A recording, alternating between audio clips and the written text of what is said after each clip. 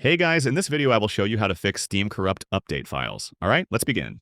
First, open Steam, click on Steam in the top left corner, and select Settings.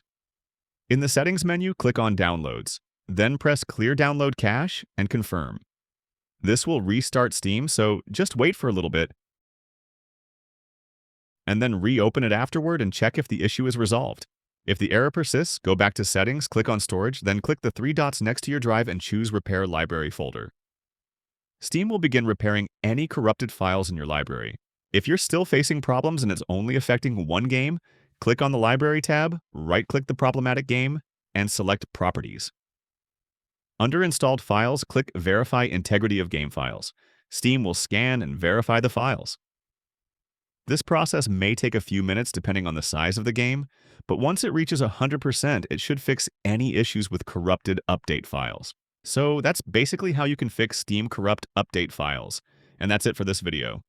If you find this helpful, consider subscribing and giving this a big thumbs up. Thanks.